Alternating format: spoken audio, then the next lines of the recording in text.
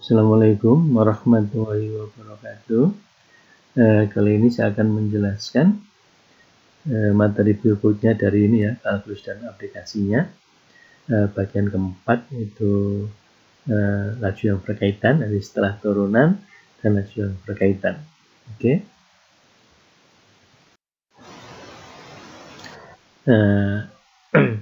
Laju yang berkaitan ya, ini bisa mungkin akan lebih mudah dengan dua contoh nanti ya. Kita lihat. Ini contoh yang pertama.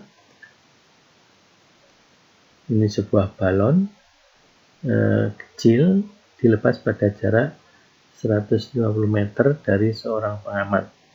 Jadi ada pengamat, ada balon gitu ya.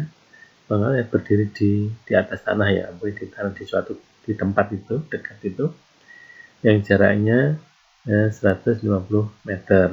Oke, ini kita lihat gambarnya.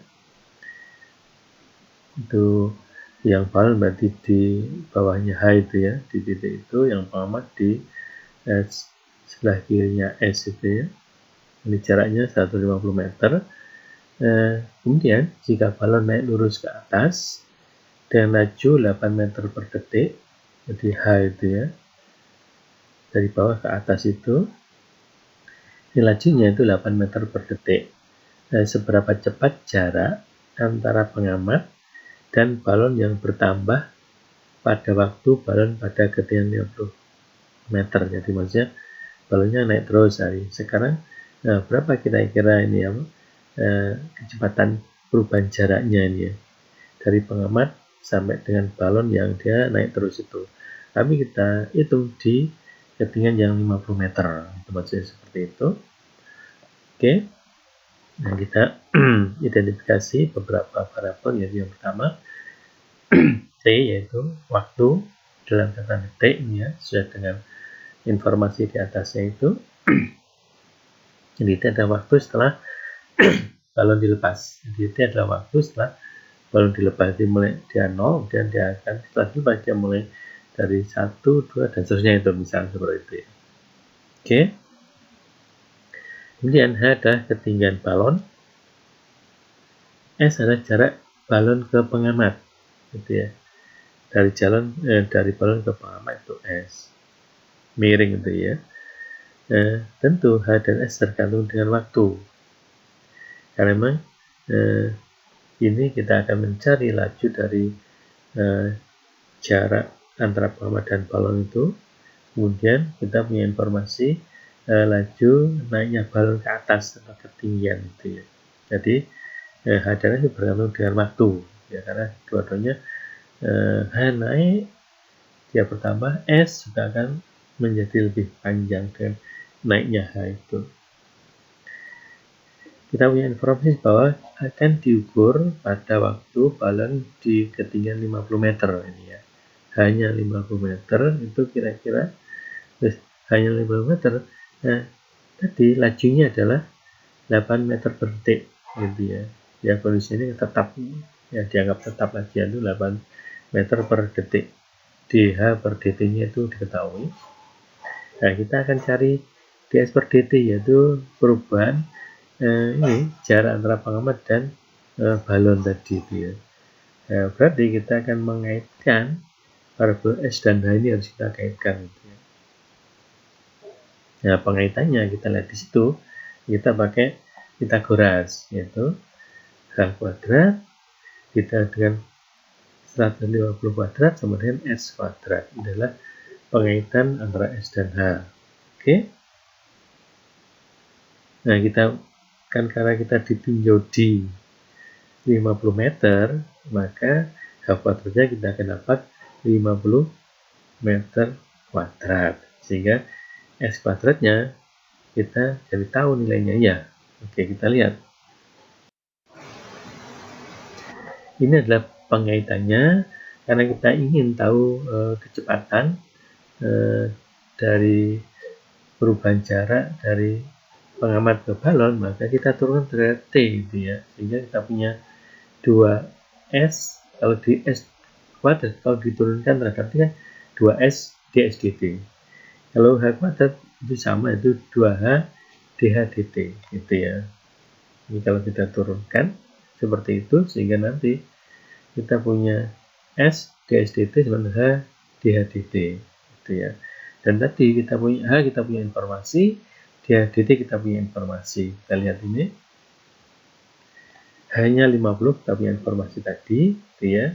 Sehingga kalau kita masukkan 50 di Pythagoras tadi, kita dapat S adalah akar dari 50 kuadrat plus 150 kuadrat. Nah, kalau ini disederhanakan menjadi 50 kuadrat dikalikan dengan 1 plus, itu kan 3 kali 50 kuadrat tadi, plus 3 kuadrat.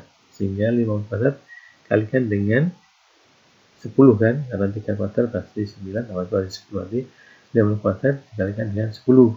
Sehingga 50 kuadrat bisa kita keluarkan menjadi 50 akar 10.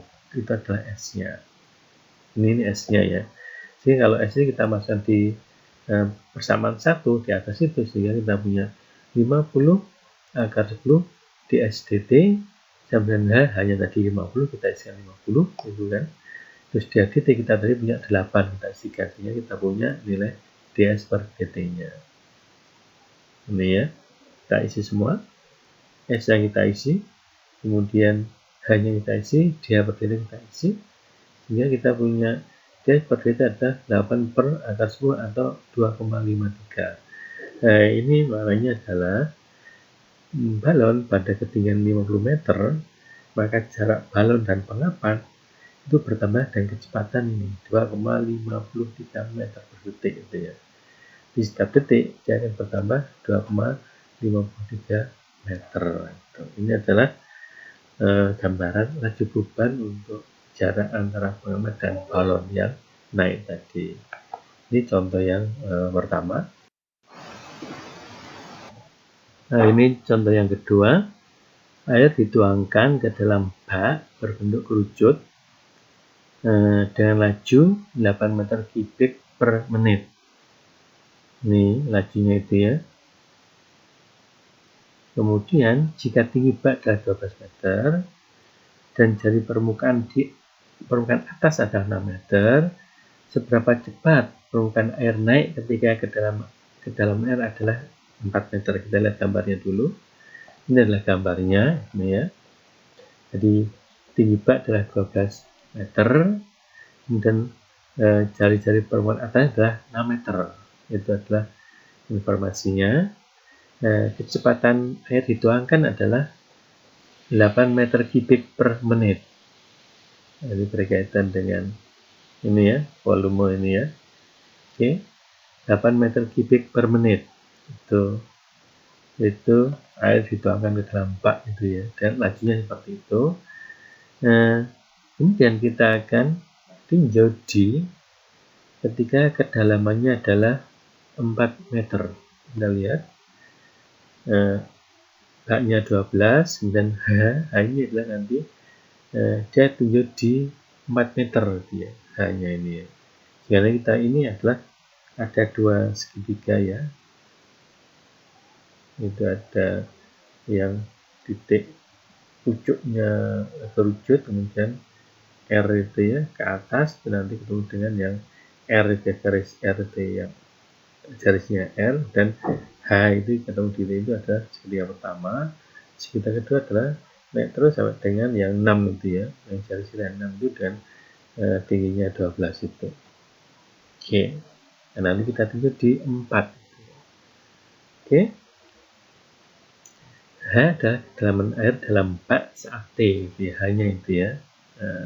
Kemudian R jari-jari permukaan air, jadi H-nya akan naik, R-nya juga akan bertambah panjang juga ini ya.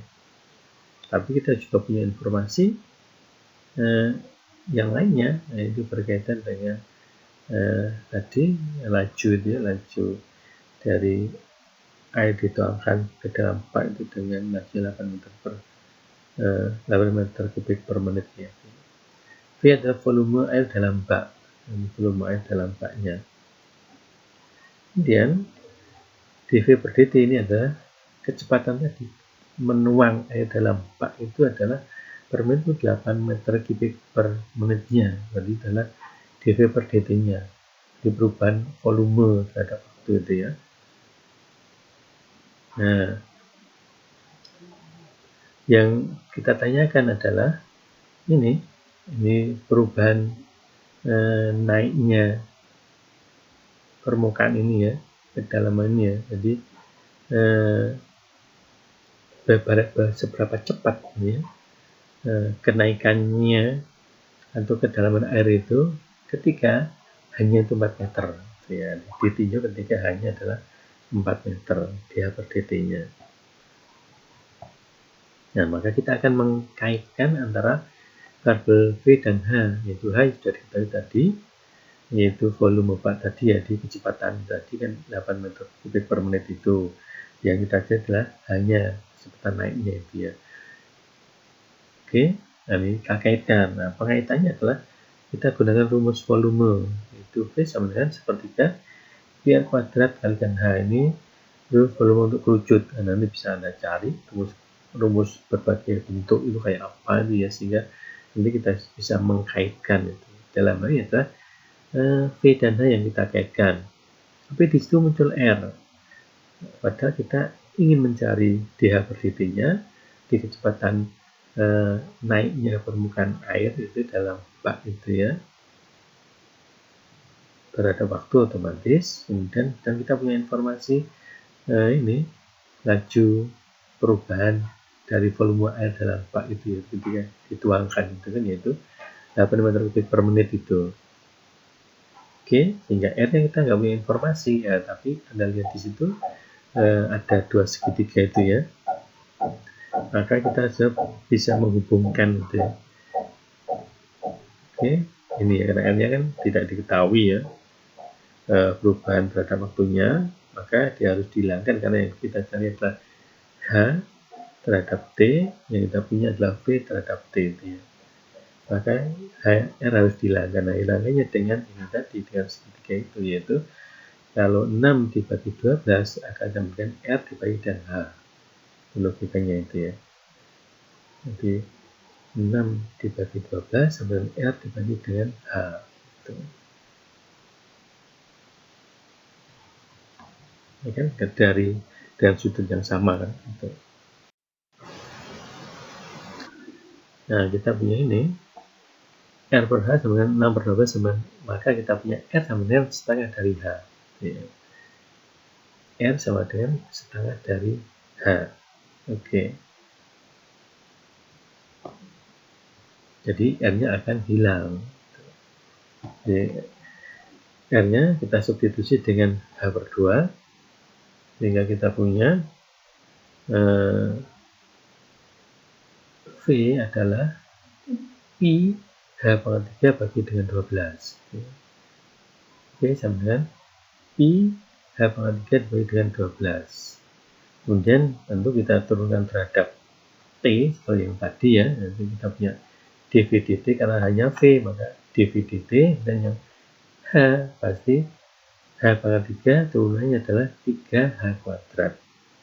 Oke, jadi 3H kuadrat kali dengan Pi bagi dengan 12. Nah, 3 dengan 12 bisa kita coret, kita dapatkan 4, sehingga dV per dt adalah Pi H kuadrat per 4 dH per dt. Kita punya informasi ini. Kemudian dari data sebelumnya kita bisa substitusi ya. V-nya, dV per dt-nya adalah 8. Hanya tadi kita tinjau di 4 meter itu ya, sehingga kita punya 4 kuadrat gitu ya. Kemudian kita bisa hitung semuanya, sehingga dH per dt sama dengan 2 per Pi, sehingga dH per dt sama dengan 0,637. Jadi kedalaman air ketika 4 meter itu, maka permukaan air akan naik dengan kecepatan dengan laju 0,637 meter per menitnya. Ini adalah hasilnya. Jadi kecepatan naiknya air permukaan air tadi adalah 0,637 meter per menit. Oke, ini adalah soalnya. kedua. Oke, cukup jelas? Oke, kalau cukup jelas kita lanjutkan dengan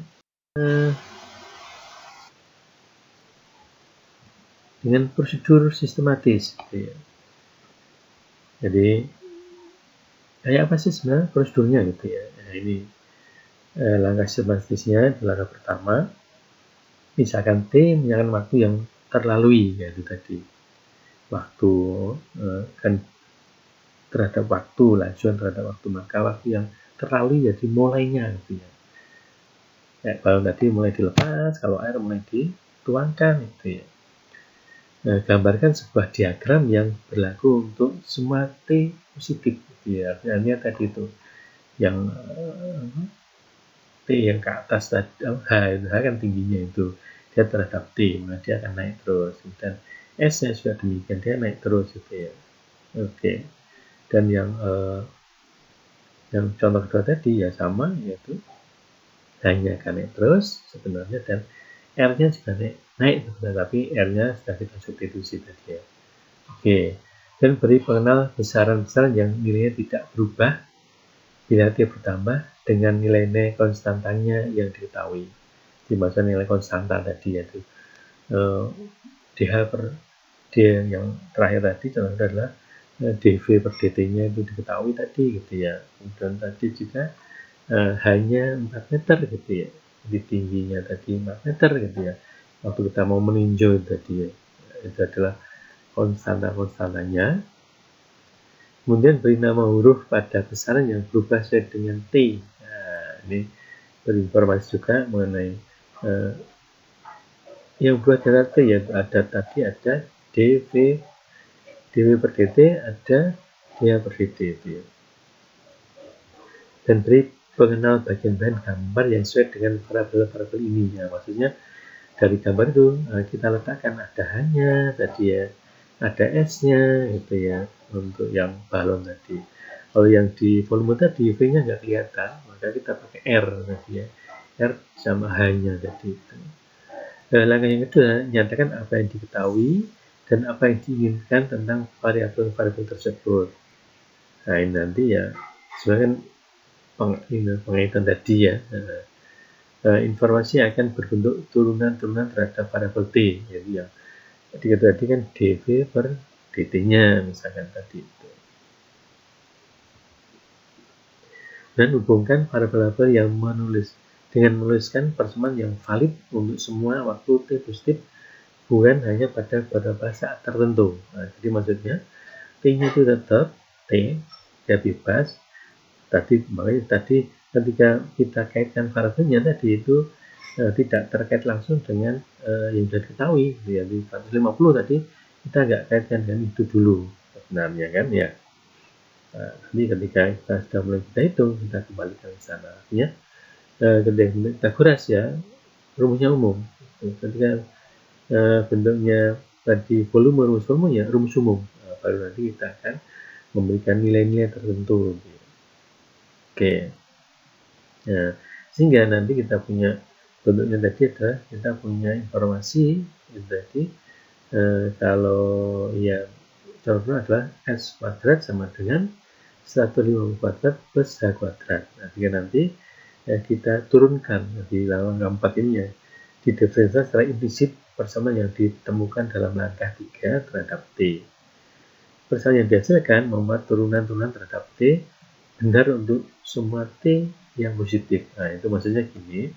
Jadi kalau yang langkah 3 tadi kita punya rumusan untuk Pythagoras dan untuk volume. Nah, kemudian dari situ kita turunkan. Yang keempat menurunkan, yaitu tadi yang Pythagoras adalah S kuadrat plus 150 kuadrat plus H kuadrat. Itu berarti kita turunkan S kuadrat jadi 2S dS per dt. Dan sama dengan kalau 150 kuadrat kan hilang, berarti nggak ada. Dan yang satunya hanya adalah H kuadrat, tadi 2H dA per dt. Itu ada relasinya. Yang 4. Kalau yang volume tadi kan R-nya sudah disubstitusi ya, dV sama dengan ini pertama pi H pangkat 3 per 12 yang kita turunkan menjadi dV per dt dan H kuadrat 3 kita turunkan menjadi 3 H kuadrat DH per DT. Yang punya tetap, yang 12-nya tetap. Itu. Oke. Dan pada langkah 5, pada tadi bukan lebih dini ya, maksudnya jangan disubstitusi di awal, maksudnya gitu.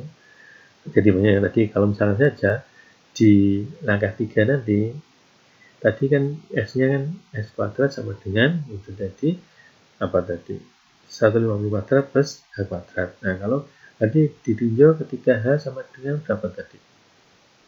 Nah kalau langsung kita masukkan, nah, nanti kan ketemu S kuadrat kan selesai, berhenti. Nah, maksudnya itu jadi jangan dimasukkan di awal karena itu dipakai untuk menurunkan. Nah, setelah selesai diturunkan baru kita masukkan di langkah yang kelima ini. Jadi jangan substitusi di awal, tapi ketika kita sudah punya kaitan dan sudah kita turunkan. Nah, karena kita substitusi pada persamaan yang ditemukan dalam langkah 4, yaitu sudah ada tadi berarti dV per dt sama dengan tadi ya pi H kuadrat per 4. Nah, kita sudah bisa ngisi dH per dt, kita sudah ngisi dV per dt sudah bisa kita isi, kemudian H-nya sudah kita isi, maka kita akan punya dH per dt-nya. Kalau untuk yang contoh pertama, ya kita isi dH per dt sudah diketahui, maka kita punya H-nya diketahui, maka kita punya ds per dt-nya. Ya, seperti itu. Sehingga ketika kita substitusi pada persamaan yang diperoleh pada langkah keempat, semua data yang sudah diketahui tadi ya, maka kita akan punya jawaban dari persoalan. Sehingga kita punya solusi dari itu tadi, dari laju yang berkaitan tadi. Oke, itu adalah langkah yang sistematis ya, usul yang sistematis. Oke, ini adalah contoh yang ketiga. Di sebuah pesawat udara terbang ke utara dengan laju 640 mil per jam, melintasi sebuah kota pada tengah hari. Ya, ini dianggap jam 12 itu ya. Nah, pesawat kedua terbang ke timur dengan laju 600 mil per jam, langsung di atas kota yang sama 15 menit kemudian. Maksudnya gini, yang pesawat pertama itu ke arah utara, kemudian 15 menit berikutnya dia ketemu di titik yang sama itu di kota tadi. Nah, dia menuju ke arah timur dengan laju 600 mil per jam. Nah, jika pesawat-pesawat itu terbang pada ketinggian yang sama, seberapa cepat mereka berpisah pada pukul 13.15. Oke,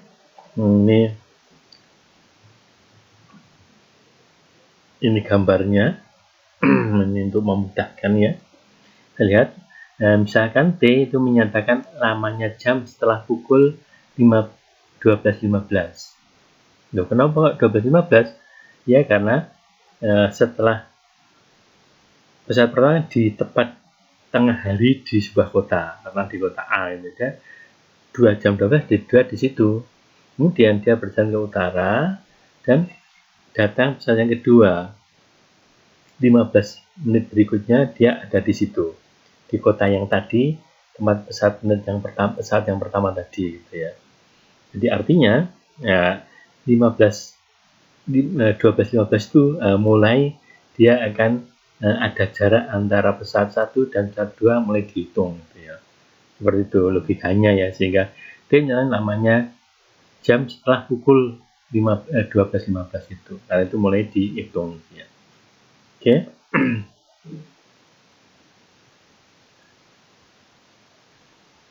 Y adalah jarak dalam mil yang ditempuh pesawat ke arah utara. Jadi 15 menit. Jadi pas pesawat pertama sampai di kota itu, kemudian ke arah utara.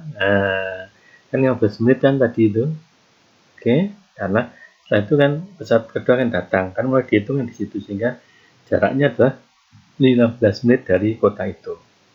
Nah, karena dia punya kecepatan 640, maka jaraknya adalah 640 atau 1/4 kali, kan 1/4 jam.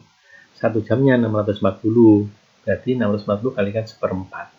Jadi 160 mil. Nah, Anda lihat di gambar. Di titik ini, titik sumbu koordinat itu ya, Y-nya ke atas itu Y ditambah dengan 160. Nah, itu. Sudah di posisi 160, kemudian kemudian dia ditambah dengan Z, dia ke sana. X-nya mulai dari titik itu, titik awal itu, karena di kota itu kan kotanya di situ. Di Y bergerak, setelah bergerak sudah 160 mil itu, dan ditambah dengan Z itu. Dan dicari jarak setelah di jam 13.15 itu, jadi sama-sama jalan, kemudian dicari. Nah, ini ada jarak S-nya itu. Oke. Nah, di sini berapa cepat nanti kecepatan dia atau kecepatan jarak itu bertambah sebenarnya, bisa seperti itu. X adalah jarak yang ditempuh oleh pesawat ke arah timur setelah pukul 12.15, dan S adalah jarak antara pesawat tersebut. Ini gambarnya.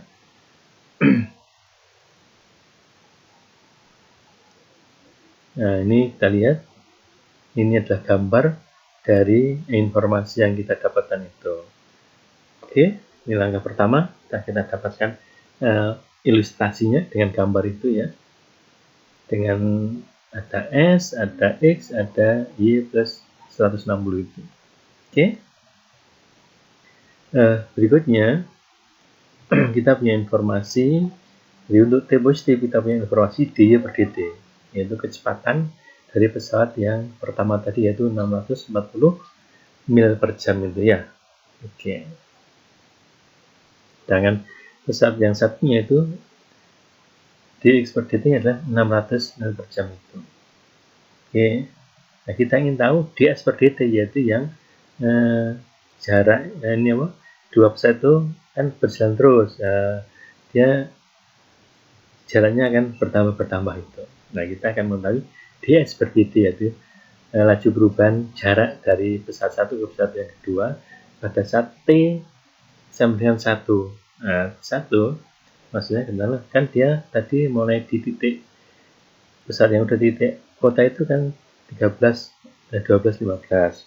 Nah, KT-nya adalah adalah 1 jamnya. Oke. Karena sasaran kita adalah jam. Oke. Nah, kita akan kaitkan antara variabel itu, yaitu kita punya yang kita cari adalah dx per dt. Nah, kita punya kaitan dengan Pythagoras itu ya. S kuadrat sama dengan x kuadrat plus y plus 160 kuadrat. Nah, ini sudah kan? Maka kita turunkan itu ya.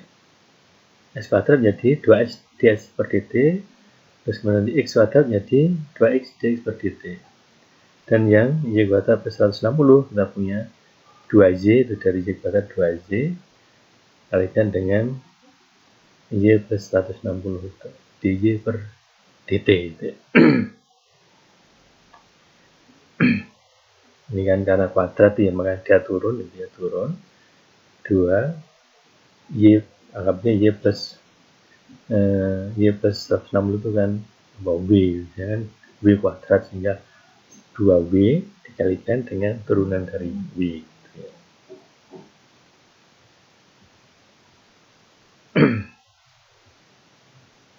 Oke, dy per dt-nya. Oke.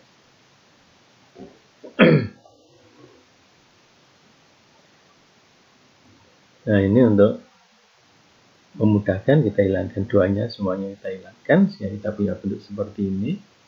Kemudian kita tadi punya informasi, yaitu dx per dt nya 600, dy per dt nya 640, dan kita cari di t yang sama dengan 1, yaitu 1 jam tadi, yang 13.15 tadi ya.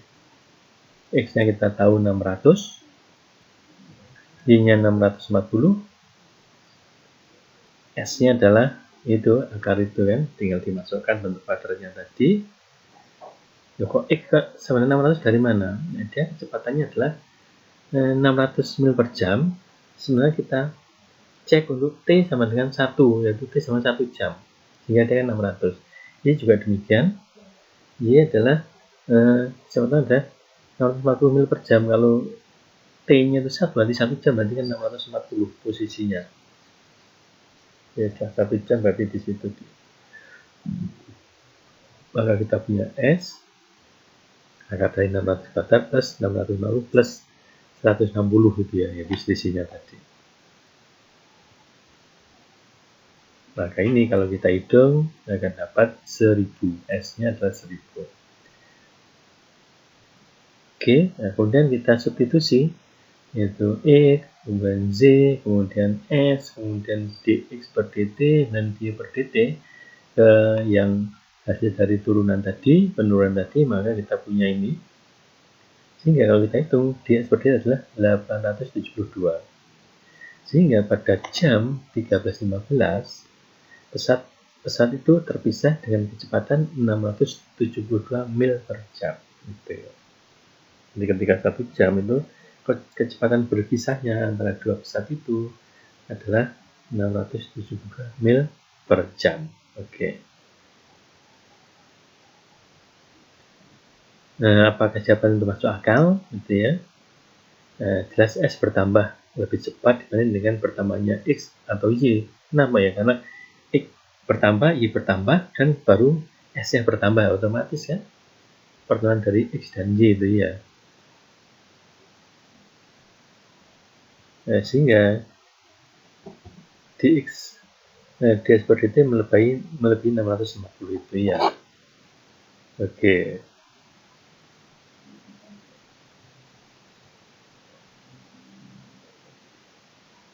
Ini adalah hasilnya. Jadi saya kira kalau kita lihat masuk akal kan gitu ya. Tapi dia lebih besar lagi dari dua itu, kecuali lebih karena dua-duanya menjauh kan itu, sehingga dia pasti lebih besar dari itu. Tapi juga lebih kecil dari kalau dijumlah langsung karena kan 90 derajat gitu ya. Kalau 180 derajat bisa bertambah langsung kan karena memang lurus itu. Oke. Nah, ini contoh yang kedua. Air dituangkan ke dalam bak berbentuk kerucut dengan laju 8 meter kubik per menit. Ini lajunya itu ya. Kemudian jika tinggi bak adalah 12 meter dan dari permukaan atas adalah 6 meter, seberapa cepat permukaan air naik ketika ke dalam air adalah 4 meter. Kita lihat gambarnya dulu. Ini adalah gambarnya, ini ya. Jadi tinggi bak adalah 12 meter, dan jari-jari permukaan atasnya adalah 6 meter. Itu adalah informasinya. Kecepatan air dituangkan adalah 8 meter kubik per menit. Jadi berkaitan dengan ini ya, volume ini ya. Oke, 8 meter kubik per menit. Itu air dituangkan ke dalam bak itu ya, dan lajunya seperti itu. Kemudian kita akan tinjau D ketika kedalamannya adalah 4 meter. Kita lihat baknya 12, kemudian H ini adalah nanti dia tunjuk di 4 meter dia, H-nya ini ya. Karena kita ini adalah ada dua segitiga ya. Itu ada yang titik pucuknya kerucut, kemudian R itu ya ke atas, dan nanti ketemu dengan yang R itu ya, garis R itu yang garisnya R, dan H itu ketemu di itu ada segitiga pertama. Segitiga kedua adalah naik terus sampai dengan yang 6 itu ya, yang garis 6 itu, dan tingginya 12 itu. Oke, nah, nanti kita tunjuk di 4. Oke, H adalah kedalaman air dalam bak saat T, ya, hanya itu ya. Itu kemudian R jari-jari permukaan air, jadi hanya akan naik, R-nya juga akan bertambah panjang juga ini ya. tapi kita juga punya informasi yang lainnya, yaitu berkaitan dengan tadi laju dari air dituangkan ke dalam bak itu dengan laju 8 meter kubik per menitnya. V adalah volume air dalam bak, volume air dalam baknya. Kemudian dV per dt ini adalah kecepatan tadi menuang air dalam bak itu adalah per menit 8 meter kubik per menitnya, berarti adalah dV per dt nya, di perubahan volume terhadap waktu itu ya. Nah, yang kita tanyakan adalah ini perubahan naiknya permukaan ini ya, kedalamannya. Jadi seberapa cepat ya kenaikannya atau kedalaman air itu ketika hanya itu 4 meter ya, ditinjau ketika hanya adalah 4 meter dia per dt-nya. Nah, maka kita akan mengkaitkan antara variabel V dan H, yaitu H sudah diketahui tadi, yaitu volume bak tadi ya, di kecepatan tadi kan 8 meter kubik per menit itu. Yang kita cari adalah hanya kecepatan naiknya itu ya. Oke, nah ini kita kaitkan. Nah, pengaitannya adalah kita gunakan rumus volume, itu V sama dengan sepertiga V kuadrat kalikan H. Ini volume untuk kerucut. Nah, nanti bisa Anda cari rumus berbagai bentuk itu kayak apa itu ya, sehingga nanti kita bisa mengkaitkan itu. Dalam hal ini adalah V dan H yang kita kaitkan. Tapi di situ muncul R. Padahal kita ingin mencari dH per dt-nya di kecepatan naiknya permukaan air itu dalam bak itu ya, terhadap waktu otomatis. Kemudian dan kita punya informasi ini laju perubahan dari volume air dalam bak itu ya, ketika dituangkan itu kan, yaitu 8 meter kubik per menit itu. Oke, sehingga R yang kita nggak punya informasi ya, tapi Anda lihat di situ ada dua segitiga itu ya, maka kita bisa menghubungkan gitu ya. Oke, ini. Nah, ini kita ke sini sebenarnya, itu pengantar untuk ke aproksimasi linier ini. Anda lihat di situ limit delta x menjadi 0, jadi artinya selisihnya itu kecil sekali, selisih x-nya itu ya. Fx plus delta x min fx dibagi dengan delta x sama dengan f aksen x atau turunan x gitu ya. Jadi limit dengan perubahan x kecil, selisih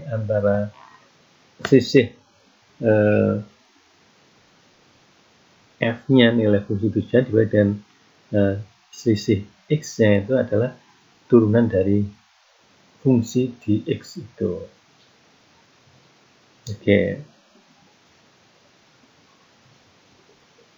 Nah, biasanya nanti Anda lihat di situ, ini dia didekati itu ya. Jadi delta x-nya itu apa saja kita kalikan dengan delta x ya, maka di sebelah kiri itu nggak ada delta x-nya, dia pindah ke sebelah kanan itu ya, apa saja dikalikan dengan delta x ya. Sehingga kita punya bentuk seperti itu f x plus delta x min fx itu dibagi dengan turunan fx kalikan dengan delta x gitu ya. Nah, kalau ini yang fx-nya kita bawa ke sana juga, maka fx plus delta x adalah ini didekati oleh fx plus turunan fx kalikan dengan delta x. Kalau x diganti dengan a dan delta x diganti dengan x min a, maka kita punya fx sama fx diganti oleh fa plus f turunan fx di a kalikan dengan x min a. Nah, itu delta x kan diganti dengan x min a, artinya selisihnya itu diganti dengan x min a itu.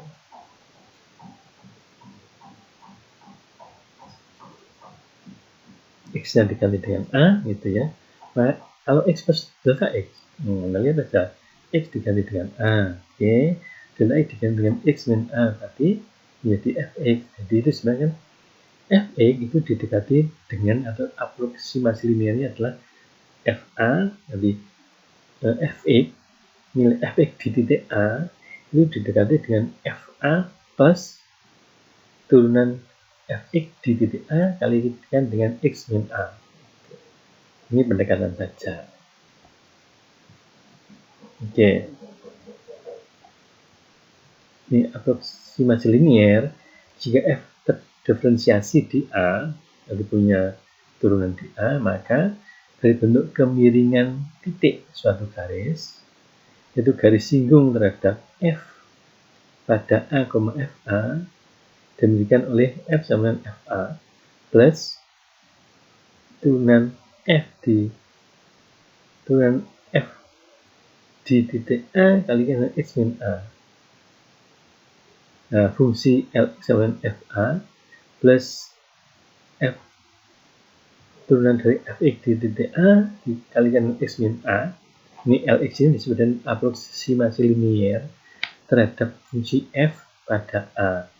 Beda sing merupakan aproksimasi yang sangat bagus terhadap F ketika X dekat dengan A. Jadi X bukan sama dengan A, bukan tapi dekatnya. Oke. Yang nanti L-nya adalah aproksimasi linearnya ini ya. Anda lihat di situ. Anda lihat di situ. Kenapa linear? Nah, Anda lihat. Lx biasa dia tidak linear. Maaf. Fx bisa saja dia tidak linear. Oke. Tetapi ketika dia diberi nilai untuk satu titik FA, maka di satu titik A, maka dia menjadi apa? Ya, dia menjadi konstanta. Karena X-nya diberi nilai A. Oke. Dan X-nya kuadrat, maka dia menjadi kuadrat dan A kuadrat kan sebenarnya ya. Dan Fx sama dengan X kuadrat namanya. Maka ketika ada sebenarnya A suatu nilai, maka dia menjadi A kuadrat, dia menjadi konstanta. Kemudian Fx tadi diturunkan terhadap turunannya adalah kalau X adalah 2X. Sedangkan X yang diberi A berarti 2A. Jadi A kuadrat plus 2A. Nah, X min A. Nah, ini menjadi dia linear karena X-nya itu min A. Kan X-nya tinggal pangkat 1. Nah, itu sebenarnya kan apa disebut dengan aproksimasi linear. FA-nya itu menjadi konstanta, turunan di titik turunan F di titik A juga konstanta, dia dikali dengan X min A. Karena di titik 1 ya, berarti A kuadrat berarti 1 plus turunan tadi kan 2X. 1 berarti kan 2. X min 1 berarti X min 1 kalikan 2 berarti 2X min 2. Nah, ditambah dengan 1. Jadi 2X min 1. Itu adalah pendekatan linear untuk Fx kuadrat di titik A sama dengan 1. Oke?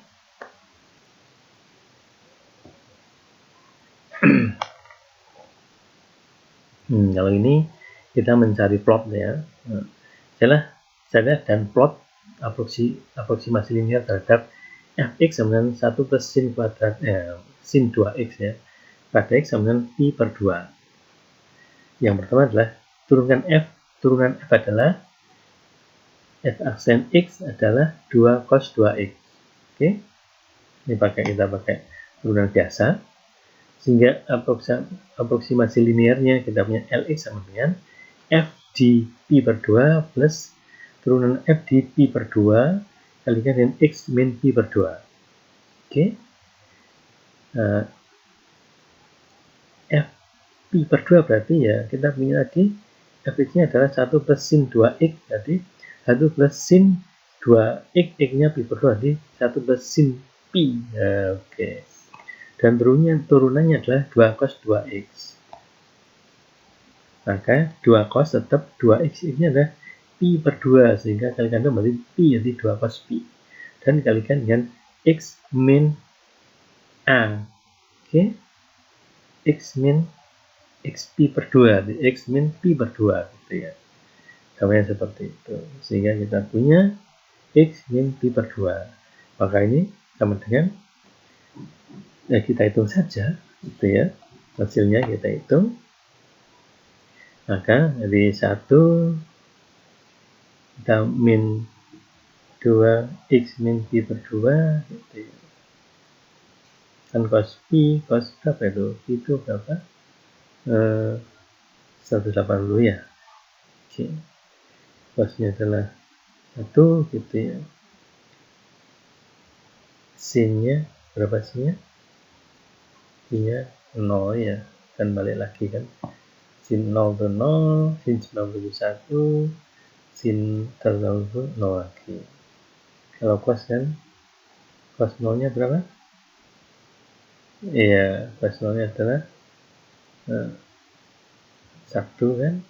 Sehingga cos yang 90 itu 0 dan dia putar lagi cos 180 dia di bawah itu min 1 sehingga min 2 gitu ya.